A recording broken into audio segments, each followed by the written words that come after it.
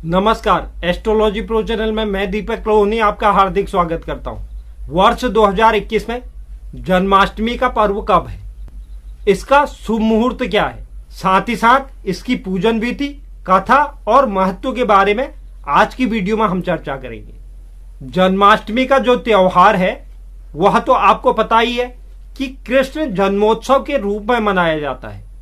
मथुरा नगरी में असुरराज कंस के कारागृह में देवकी की 8वीं संतान के रूप में भगवान कृष्ण भाद्रपद कृष्ण पक्ष की अष्टमी को पैदा हुए थे। उनका जब जन्म हुआ उस समय अर्धरात्रि थी, चंद्रमा उदय हो रहा था और रोहिणी नक्षत्र था। इसीलिए इस दिन को कृष्ण जन्मोत्सव के रूप में मनाया जाता है। अब बात करते हैं हम पूजन विधि की। उससे पहले अगर कोई दर्शक चैनल पर नए हैं, चैनल को लाइक कीजिए, शेयर कीजिए, सब्सक्राइब कीजिए और बेल आइकन जरूर दबाइए, जिससे आगे आने वाली वीडियो का नोटिफिकेशन आपको प्राप्त हो। तो चलिए शुरुआत करते हैं और जानते हैं कृष्ण जन्माष्टमी की पूजा विधि। इस व्रत की अष्टमी के उपवास से पूजन और नवमी के पारणा से व्रत की पूर्ति होती है। जो भी व्यक्ति इसका व्रत करता है, कृष्ण जन्माष्टमी का व्रत करता है, उस व्यक्ति को एक दिन पूर्व से ही सात्विक विचार और आहार ग्रहण कर लेना चाहिए। उपवास वाले दिन नित्य कर्म से निवृत्त होने के बाद पूर्व या उत्तर दिशा की ओर मुंह कर मंदिर में बैठे, हाथ में जल, अक्षत और पुष्प लेकर संकल्प करना चाहिए। साथ ही अपने पूजा स्थल पर भगवान श्री कृष्ण को स्तनपान कराती हुई माता देवकी की मूर्ति या सुंदर फोटो की स्थापना करें। पूजन में देवकी, वासुदेव, बलदेव, नंद, यशोदा और माता लक्ष्मी जी का नाम क्रमशः लेते हुए विधिवत पूजा करें। कृष्ण जन्माष्टमी का जो व्रत होता है वह रात्रि 12 बजे बाद खोला जाता है।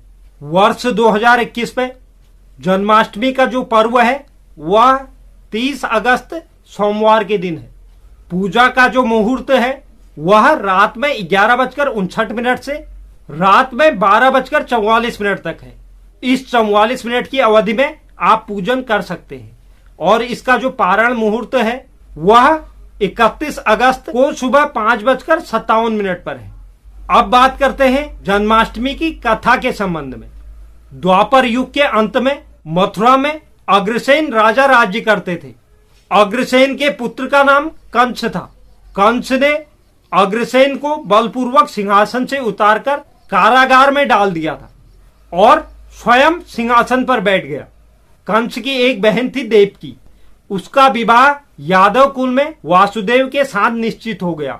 जब कंस देवकी को विदा करने के लिए रथ के साथ जा रहा था तो उस समय एक आकाशवाणी हुई।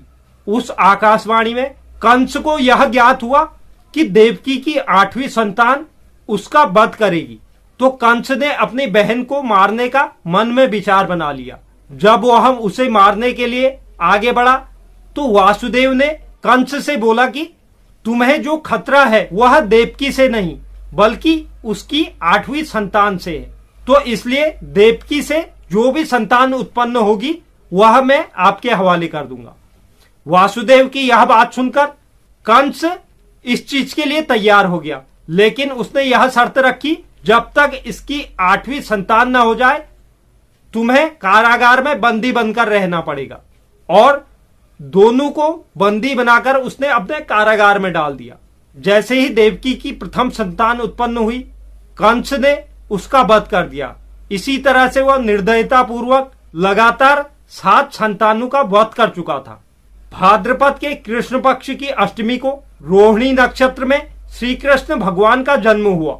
श्री कृष्ण के जन्म लेते ही जेल की कालकोठरी में प्रकाश फैल गया। वासुदेव और देवकी के सामने शंख, चक्र, गदा और पद्मधारी चतुर्भुज भगवान ने अपना रूप प्रकट कर कहा, अब मैं बालक का रूप धारण करता हूँ। आप मुझे तत्काल गोकुल में नंद के यहाँ पहुंचा दो और उनकी अभी जन्मी कन्या को लेकर आप कंस को दे दो। उस समय जितने भी द्वारपाल थे वह सो गए और कालकोठरी के सब दरवाजे अपने आप खुल गए। वासुदेव ने ठीक उसी प्रकार से किया। उन्होंने कन्या को लेकर कंस को सौंप दिया और भगवान श्री कृष्ण को नंद के घर छोड़ आए। कंस ने जब उस कन्या को मारना चाहा, वह कन्या उसके हाथ से निकलकर आसमान की ओर उड़ गई और देवी का रूप धारण कर बोला, मुझे मारकर क्या लाभ है? तेरा शत्रु जो तेरा वध करने वाला है वह तो गोकुल पहुंच गया है। यह देखकर कंस हतप्रभ और व्याकुल हो गया। उसके बाद से कंस ने श्री कृष्ण को मारने के लिए अनेक दैत्य भेजे। भगवान श्री कृष्ण ने अपनी अलौकिक माया से सभी दैत्यों को मारा। बड़े होने के बाद भगवान श्री कृष्ण ने कंस का वध कर उग्रसेन को राजगद्दी पर बैठाया। तो यह थी जन्माष्टमी की कथा। तो यह कुछ महत्वपूर्ण जानकारी थी जो कृष्ण जन्माष्टमी के उपलक्ष्य में है। उम्मीद करता हूं आपको यह जानकारी पसंद आई होगी। जो दर्शक चैनल पर नए हैं, चैनल को लाइक कीजिए, शेयर कीजिए, सब्सक्राइब कीजिए और बेल आइकन जरूर दबाइए, जिससे आगे आने वाली वीडियो का नोटिफिकेशन आपको प्राप्त हो। और आप कमेंट बॉक्स में जरूर लिखें आपको वीडियो कैसा लगा। धन्यवाद।